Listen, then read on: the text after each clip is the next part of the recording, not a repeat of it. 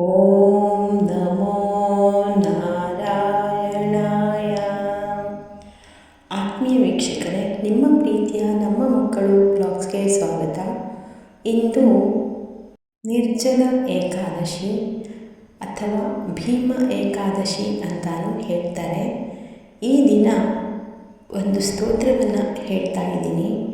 ಈ ಸ್ತೋತ್ರ ಹೇಳೋದ್ರಿಂದ ನಿಮಗೆ ಮಾನಸಿಕ ನೆಮ್ಮದಿ, ಮನೆಯಲ್ಲಿ ಶಾಂತಿ, ನಮ್ಮ ಮನಸ್ಸಿಗೆ ದಿನವೆಲ್ಲ ಉಲ್ಲಾಸ ಉತ್ಸಾಹ ಇರುತ್ತದೆ. ಇದನ್ನು ನೀವು ಏಕಾದಶಿಯ ಪೂಜೆ ನಂತರ 11 ಬಾರಿ ಹೇಳಿಕೊಳ್ಳಿ, ಅಥವಾ 21, 108 ಸಲ ಹೇಳೋಕ್ಕೆ ನಿಮಗೆ ಸಮಯಾವಕಾಶ ಇದ್ದರೆ ಅದನ್ನು ಹೇಳಬಹುದು. ನಿತ್ಯ 11 ಸಲವಾದರೂ ಹೇಳಿ.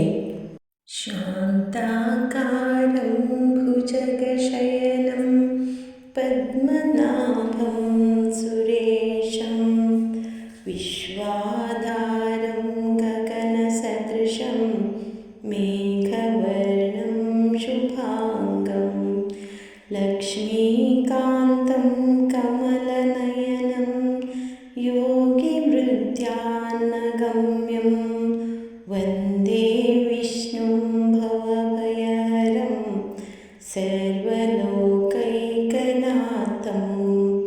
ಓಂ ನಮೋ ಭಗವತೆ ವಾಸುದೇವಾಯ.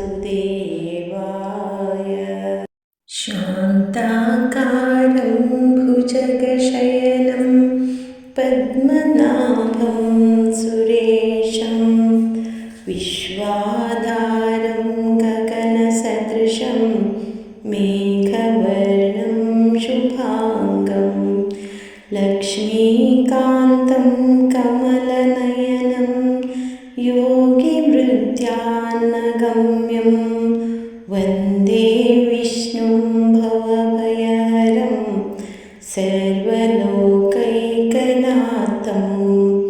ಓಂ ನಮೋ ಭಗವತೆ ವಾಸುದೇವಾಯ. ಶಾಂತಾಕಾರಂ ಭುಜಗಶಯನಂ ಪದ್ಮನಾಭಂ ಸುರೇಶಂ ವಿಶ್ವಾಧಾರಂ ಗಗನಸದೃಶಂ ಮೇಘವರ್ಣಂ ಶುಭಾಂಗಂ ಲಕ್ಷ್ಮೀಕಾಂತಂ ಕಮಲನಯನಂ ಯೋಗಿವೃತ್ಯಾನ್ನಗಮ್ಯಂ ವಂದೇ ವಿಷ್ಣುಂ ಭವಭಯಹರಂ ಸರ್ವಲೋಕೈಕನಾಥಂ. ಓಂ ನಮೋ ಭಗವತೆ ವಾಸುದೇವಾಯ.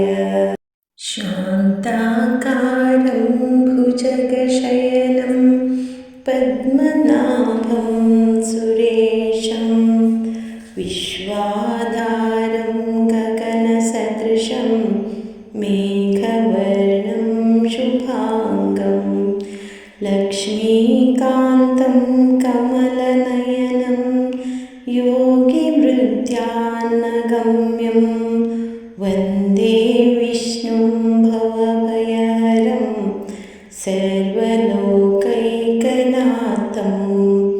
ಓಂ ನಮೋ ಭಗವತೆ ವಾಸುದೇವಾಯ.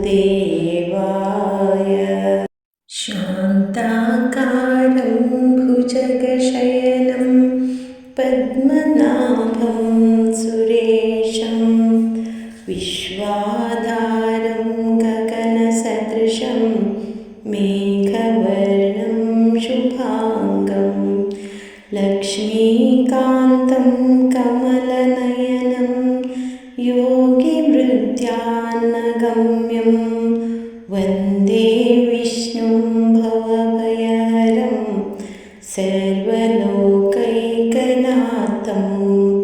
ಓಂ ನಮೋ ಭಗವತೆ ವಾಸುದೇವಾಯ.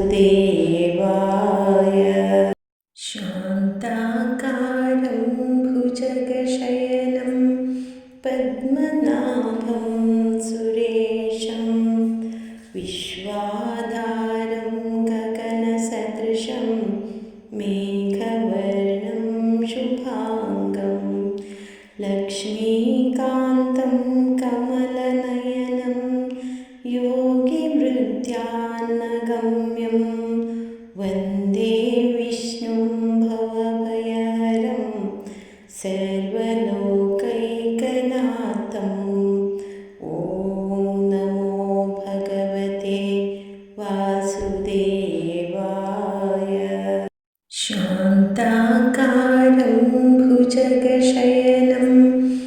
पद्मनाभं सुरेशं विश्वाधारं गगनसदृशं मेघवर्णं शुभाङ्गं लक्ष्मीकान्तं कमलनयनं योगिवृद्ध्यानगम्यं वन्दे विष्णुं भवभयहरं सर्वलोकैकनाथम्।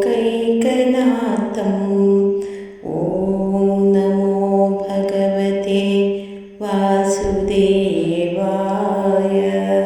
शान्ताकारं भुजगशयनं पद्मनाभं सुरेशं विश्वाधारं गगनसदृशं मेघवर्णं शुभाङ्गं लक्ष्मीकान्तं कमलनयनं योगिवृद्ध्यानगम्यं वन्दे विष्णुं भवभयहरं सर्वलोकैकनाथम्।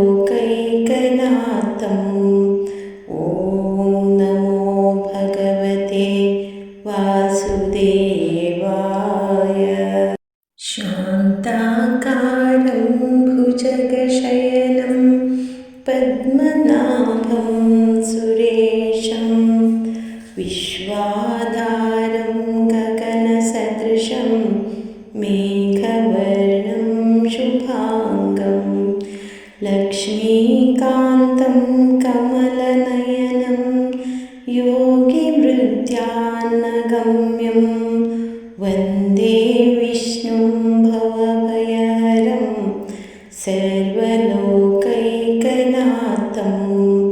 ॐ नमो भगवते वासुदेवाय।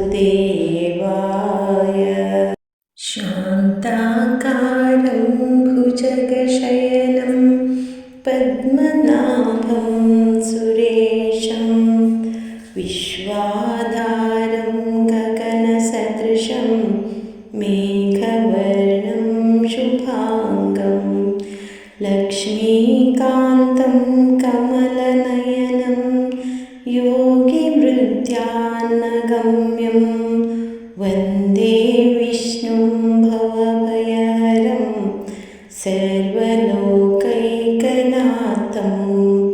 ॐ नमो भगवते वासुदेवाय। शान्ताकारं भुजगशयनं पद्मनाभं सुरेशं विश्वाधारं गगनसदृशं मेघवर्णं शुभाङ्गं लक्ष्मीकान्तं कमलनयनं योगिवृद्ध्यानगम्यं वन्दे विष्णुं भवभयहरं सर्वलोकैकनाथम्। ॐ नमो भगवते वासुदेवाय।